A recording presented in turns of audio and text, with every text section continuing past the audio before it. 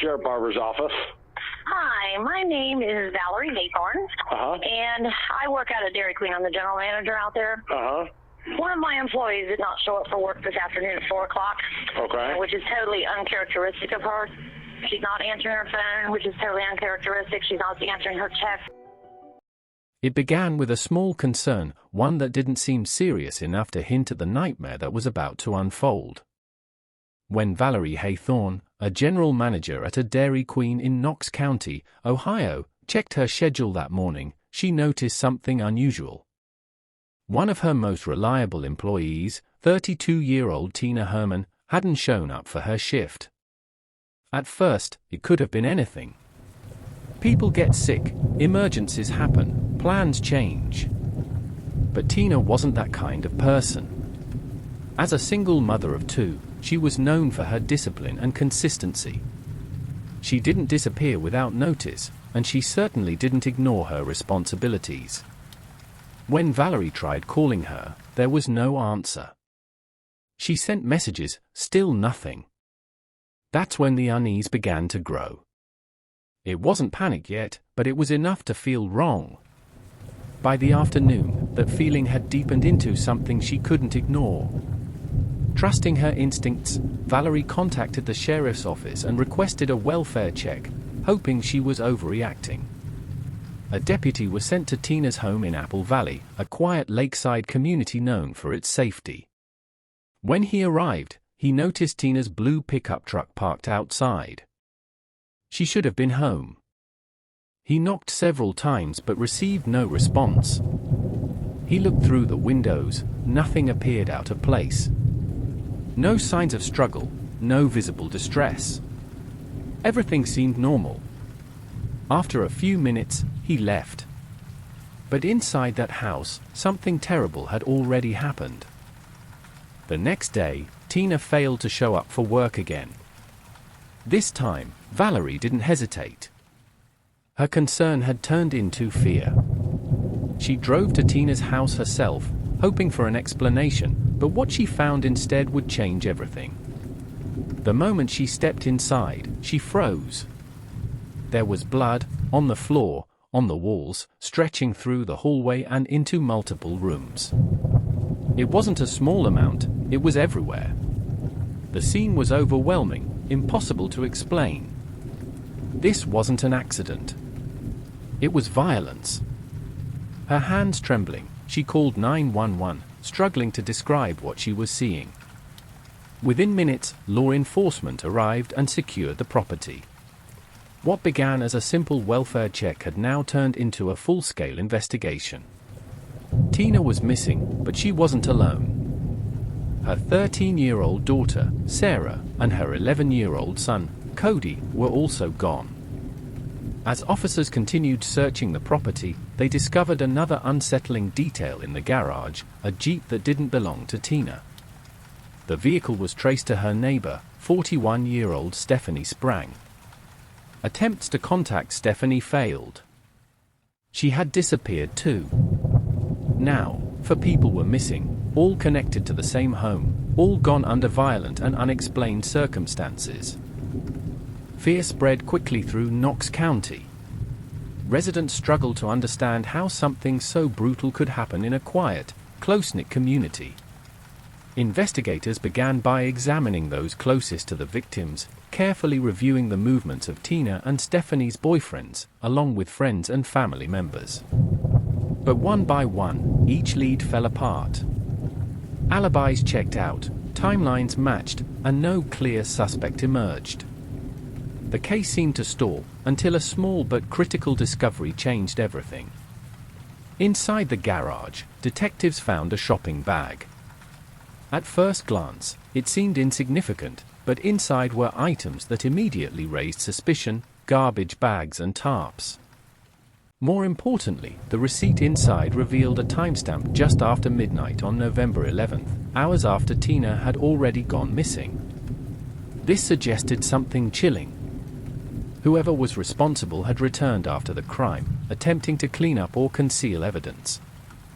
Investigators quickly obtained surveillance footage from the store listed on the receipt. The video showed a man calmly selecting the items and paying in cash, deliberately avoiding traceable transactions. His face wasn't clearly visible, but his vehicle was a silver Toyota Yaris. That detail was enough. Investigators compiled a list of every owner of that vehicle in the county and began narrowing it down. One by one, names were eliminated until only one remained, 30-year-old Matthew Hoffman. He immediately became the prime suspect.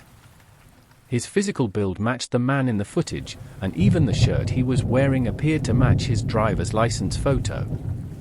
His background made the situation even more concerning. He had a criminal history that included burglary and arson, along with allegations of violence against a former partner. Perhaps most unsettling of all, his mother owned a home less than half a mile from Tina's residence, meaning he was familiar with the area. Authorities moved quickly. SWAT teams were deployed to both Hoffman's home and his mother's house. When officers knocked on his door, Hoffman answered almost immediately. He was calm, unusually calm. He didn't resist, didn't ask questions. He simply stepped aside and allowed himself to be taken into custody. Inside the house, investigators were met with a deeply disturbing scene. The floors were covered in piles of leaves, an unnatural detail that immediately raised concern. In the kitchen, they discovered a decapitated squirrel inside the freezer, adding to the sense that something was very wrong. But the most alarming discovery came when officers noticed a basement door partially blocked by furniture. The door appeared deliberately obstructed, as if someone didn't want it to be opened. Officers carefully moved the furniture aside and revealed a dark staircase leading downward. Moving cautiously, they descended into the basement. What they found there would change everything. Lying on a bed of leaves was a young girl. It was Sarah. Alive. She was quickly rescued and rushed to the hospital, where she began receiving medical attention. Her survival was nothing short of extraordinary, but it also raised urgent questions. If Sarah was alive, what had happened to her mother, her brother, and Stephanie? Meanwhile, Hoffman remained silent during questioning. Despite hours of interrogation, he refused to speak. Investigators tried every approach, but he offered nothing. The answers would come instead from Sarah. From her hospital bed, she began to recount what had happened. When she and her brother returned home from school, they immediately sensed something was wrong. There was blood on a tire outside, a small but terrifying detail that confirmed something was deeply wrong. Before they could react, Hoffman appeared. Cody ran, driven by instinct, trying to escape. But he didn't get far. Sarah ran to her bedroom, hoping to hide, but Hoffman chased her down. He caught her and held a knife to her throat, forcing her into silence. She described how he bound her, blindfolded her, and took her from the house. Everything after that became a blur of fear and confusion. She was transported to his home and kept in the basement, isolated and terrified, unsure if she would ever see her family again. Every moment was filled with uncertainty. Every sound made her fear the worst. Yet somehow, she endured. Faced with mounting evidence and Sarah's testimony, Hoffman eventually confessed. He admitted that he had originally planned to rob Tina's home, believing it would be empty. But when Tina unexpectedly returned, the situation turned violent. Stephanie arrived shortly after, and in a panic, he killed her as well. When the children came home, he attacked again, killing Cody and abducting Sarah.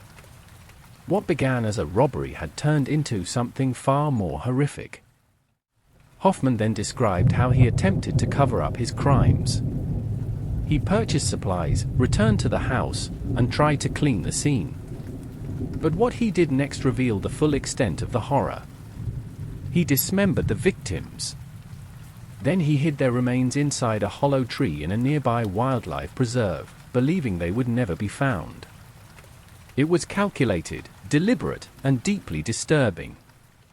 Guided by his confession and the information he provided, authorities searched the area and eventually located the tree. Inside, they found the remains of Tina, Cody, and Stephanie. The discovery brought answers, but not relief. The case sent shockwaves through the community. What had once been a peaceful town was now marked by one of the most disturbing crimes in its history. In court, Hoffman pleaded guilty to multiple charges, including aggravated murder, kidnapping, and rape. He was sentenced to life in prison without the possibility of parole. Even years later, the case continues to haunt those who remember it, not just because of the brutality, but because of how suddenly it shattered the illusion of safety. It stands as a chilling reminder that danger does not always come with warning. Sometimes, it exists quietly, hidden in plain sight, until the moment it's too late.